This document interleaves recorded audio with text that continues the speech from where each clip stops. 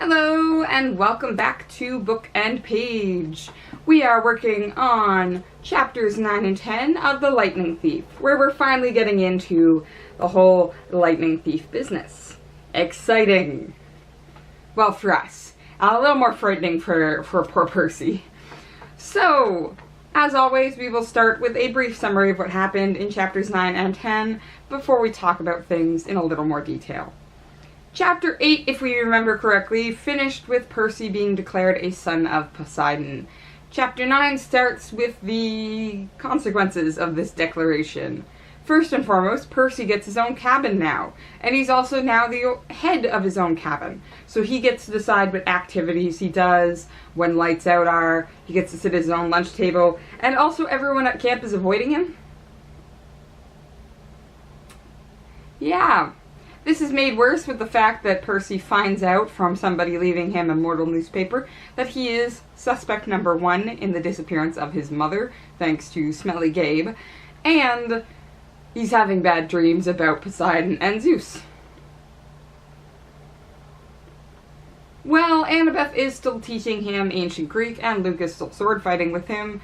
Percy's feeling a little down and out, and this doesn't get any better when Grover arrives to tell him that Chiron would like to see him about something important. Also, Mr. D's there to threaten violence before heading off to an emergency meeting with the gods. Everything's getting worse. Chiron and Percy discuss a little bit about this whole lightning thief situation. Zeus's master lightning bolt has been stolen. Zeus at this point in time is blaming Poseidon for having tried to usurp his position before. And now that Percy's come into the picture, Zeus is very sure Poseidon and Percy are the culprits. Percy, of course, is like, I've never stolen a lightning bolt. Also, would my dad do that? And Chiron's just kind of like, you have to understand that these gods are complicated. Will you take a quest to return the lightning bolt in 10 days' time? And Percy's like, yeah, okay, I guess. And Chiron sends him off to receive a prophecy from the Oracle, who is a mummified, what used to be a woman who now contains a power, and she gives Percy a prophecy that basically states that while he will succeed in returning what was stolen, he's going to be betrayed in that and not save what was most important.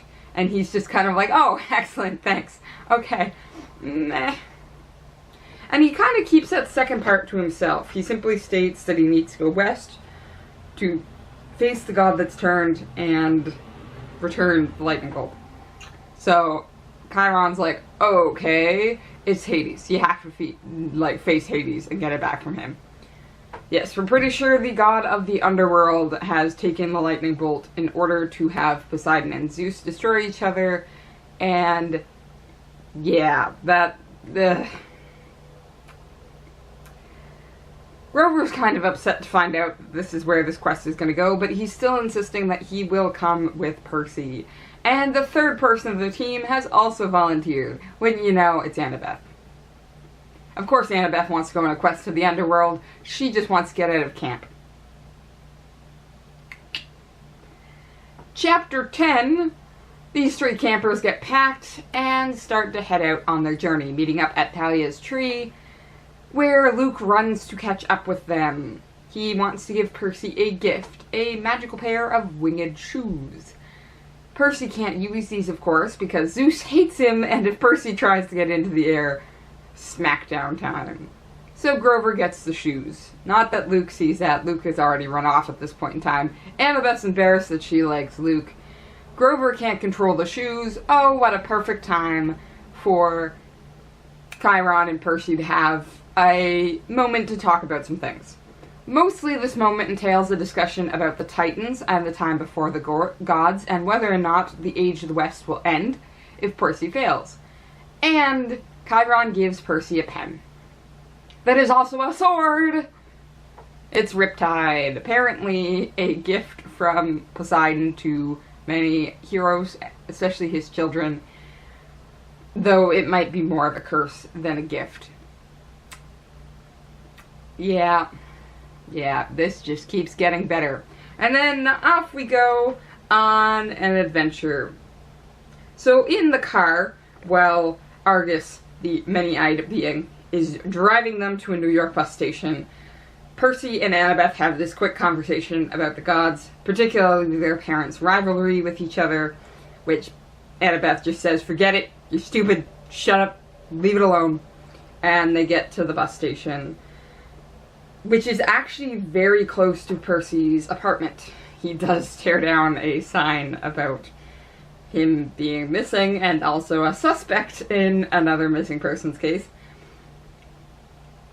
And Grover notices something. It turns out satyrs can read emotions, and Grover tells him that Sally married Smelly Gabe to protect Percy. It turns out Smelly is not just a nickname that Percy gave him, it's actually the honest truth. Gabe is so smelly to monsters that he can mask the smell of Percy. And Percy's apparently real smelly to monsters too. So, Sally married Gabe to protect Percy. Perfect. They're just like, your mom loved you so much, and he's just like, my mom was with an abusive person. So, no, that doesn't make me feel better. Whatever.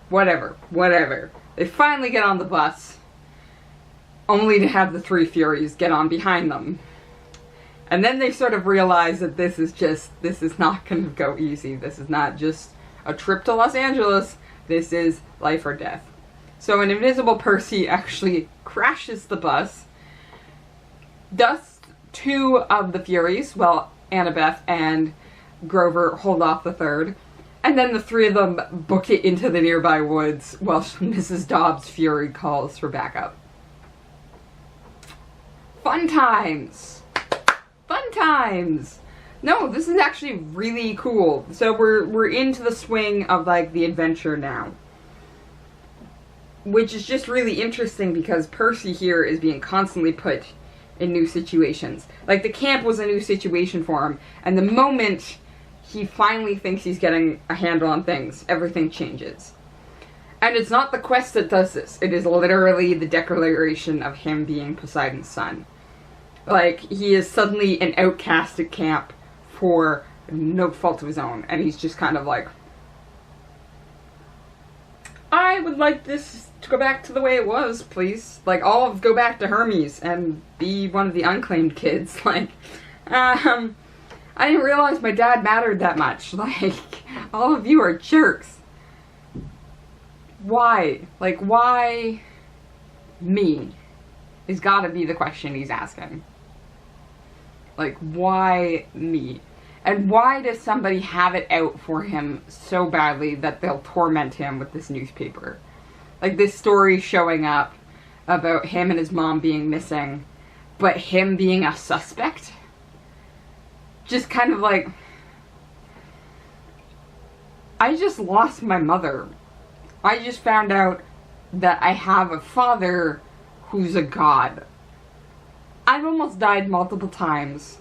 I could use a friend right now. And somehow, even in these moments, people are people. We tend to be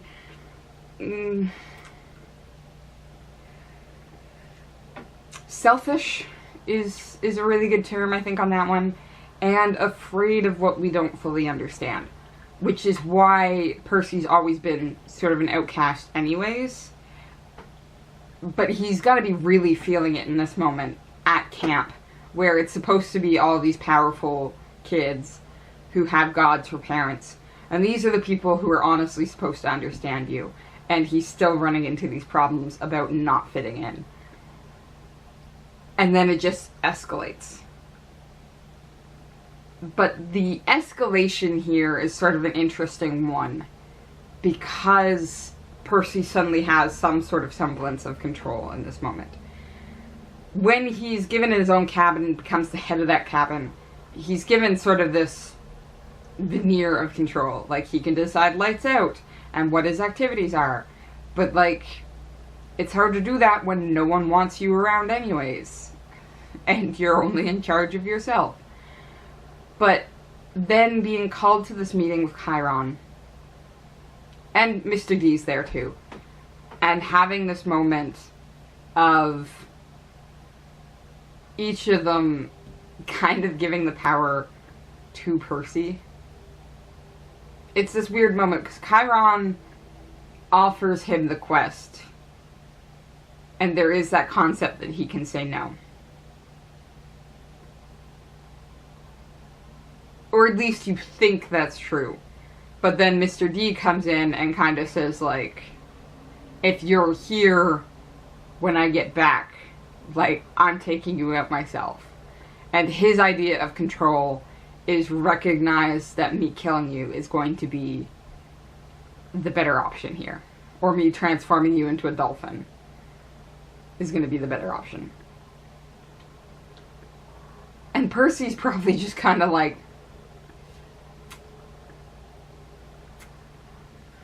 this isn't any type of control.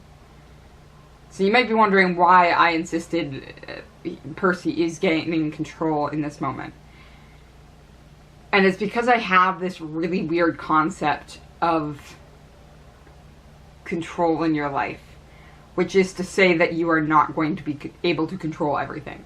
There are a lot of situations that are just going to happen to you that you're not going to be able to prevent.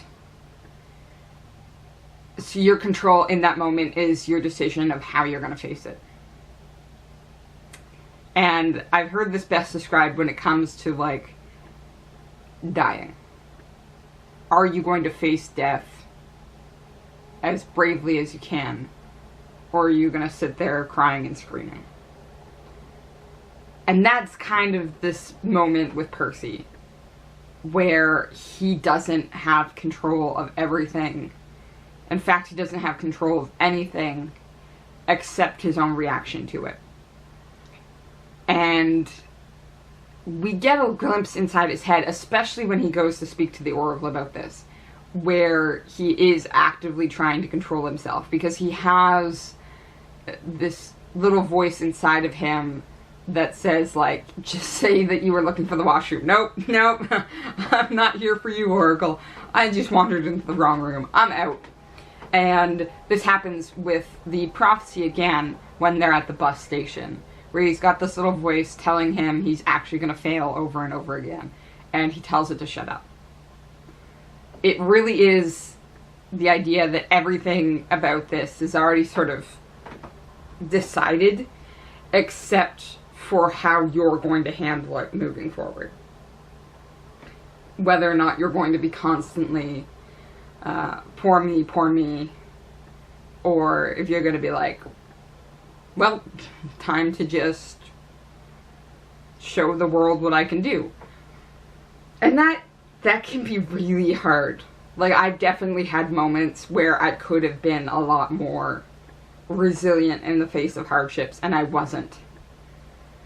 So having this 12-year-old kid who's basically lost everything, who's now being basically rejected from this camp and effectively ejected from it, if we take Mr. D's threat seriously, and sort of his moment of just, I'll do it my way. And that's why he makes the decision that when he is going into the underworld, he's not doing it for any of these other people. Like, he's not doing it to get the Master Bolt back. He is doing it to try and find his mother. He's doing it for his own reasons.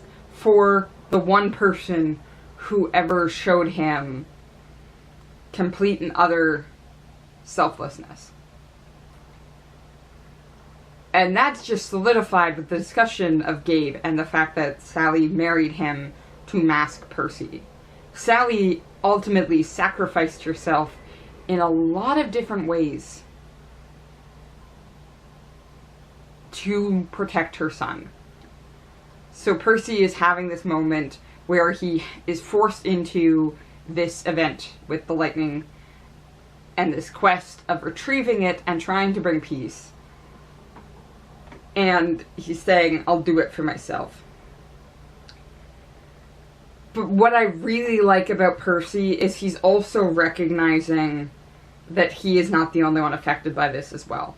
That brief conversation with Chiron that he has about the age before the gods existed and whether the gods can actually be killed and a different age come through.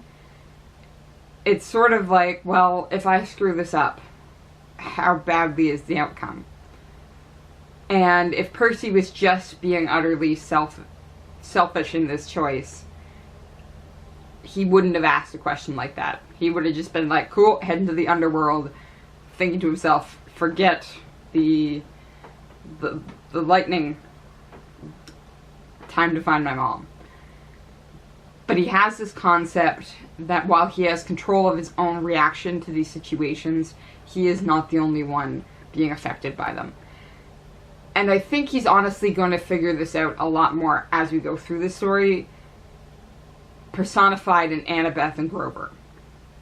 It is usually 3 people that go out on these quests, and Grover as the one friend he's actually had for more than a few months, and Annabeth as this new figure that's kind of come in and basically said, like, no, I'm not going to pity you, but I'm not going to avoid you. We're just going to deal with each other, just like our parents dealt with each other. Sort of shows him, I almost said humanity, which is weird to say because Grover is not a human, he is a satyr, but let's use personhood here, because humanity refers to humans. Personhood refers to persons. And people can be really, really good. They can be complicated, they can be flaws, they can be flawed, they can be really terrible, but they can also be sweet and kind and self-sacrificing and good. So Percy might be focused on the one person that ever showed that to him, but he's got other people around him that are also going to bring the best out in him, if he lets them. And we start with, oddly enough, Chiron, I find, in this moment. When Percy looks back at camp and Chiron is there in his full centaur form, holding up his bow, like in a salute of go forward, heroes, and win. I find that a really powerful moment, though Percy sort of makes a joke out of it. Because Chiron recognizes this should not be a situation that these kids, these little kids, are in. Like, him saying, I should have trained you better, I should have trained you more, everybody else had more training. That's Chiron recognizing if he could protect these people, he would. But he's just exactly in that situation as Percy. You can't control everything but your own reaction to it. And Chiron chooses to treat Percy and Annabeth and Grover as heroes who stand a chance of winning. So he respects them enough to salute them as they leave. And we're just going to get more of these moments as we go through. And it's always going to be balanced out. There's always going to be this additional balance of the flawed side of people and the difficult side, the selfish side. But from right here, we actually get that concept across the board already in the gifts that these people have been given. Like, they all have these magical items now from the gods, though a lot of them are coming to this group right now from separate entities, such as the cap that Annabeth got for her 12th birthday, which makes her invisible. I mean, that might be coming from Athena as a really useful tool, because invisibility is actually really useful. But what does that say to Annabeth? What does it say to Percy when the gift he gets from Poseidon through Chiron is a sword? And Chiron even says that it has a sad past to it. It has tragedy behind it. That's... both of those gifts have a message to them that, again, Percy and Annabeth are going to have to respond to in their own way. and they're going to have to become bigger and better people to deal with the useful side of these gifts while also dealing with the negative sides of them. The invisibility when it feels like none of your family care about you, and the necessary violence that you are going to commit that other people are also going to commit to you, spoken of in the sword. That's hard. And the prophecy just solidifies this, right? It is that positive first set of lines followed by the negative. Life is never going to be perfect. People are never going to be perfect. Every time you make the right decision, you are going to inevitably make a wrong one with it. And in that moment, you can only control your response. And that means you have to become such a better person while still being a flawed person. Like, that's a lot to put on some 12-year-olds.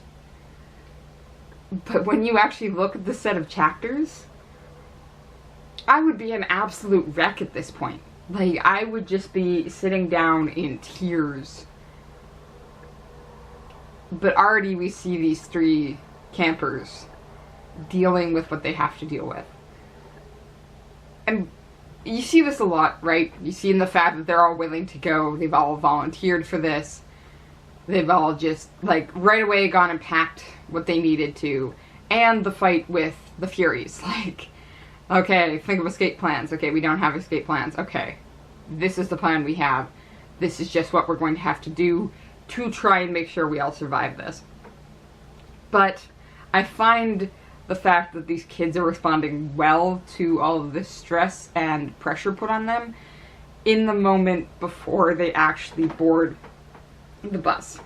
So they are waiting for the bus. They have been given this quest to go to the underworld, and they've basically been dropped off by the last semblance of camp they had and been like, peace. It's raining, it's a terrible storm, they know Zeus is pissed off, they know they're under a time limit. And when they get bored waiting for the bus, they pull out an apple and start playing hacky sack. They play a game.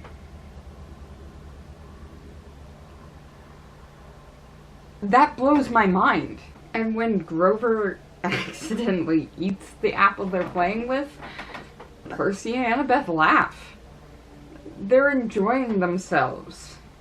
Even if it's just for a short little time before everything starts going wrong. But these campers have shown their resilience, and they're 12. It's a little surprising, because they've kind of been told that they have the power when they really don't. One of the uncomfortable truths in this moment is Chiron's discussion of why the gods use human heroes. And he says that the gods are limited in what they can do to other gods. They can't enter their territories without permission, and they can't seize the powerful tools that the other gods use. But the heroes have more freedom than that. The heroes can do what they want, is what Chiron says. And then immediately tells us that they can't. Percy can't travel by air. Like, Zeus will smack him down. So the really important thing to remember is that the hero can do what they want if they have the boldness and means to take it. And that is sort of an asterisk. Chiron 6 on that. We just have to keep in mind. And there are certain things that Percy just has to accept he's never going to be able to do, which is travel through the air in certain circumstances. We'll get to some of those other ones in later books, but planes are full on out, and so apparently are winged shoes. It does sort of make me curious that demigods can use tools of other demigods as well, there is no one saying that Percy can't use Annabeth's hat, or that Grover can't use Luke's shoes. It just seems to be on that one, there's a better understanding of things, which is you can use them when I give them to you. Don't take them, or I will take you down. Because we've seen already the reaction of losing a gift like this, which was... Oh, why can't I think of her name?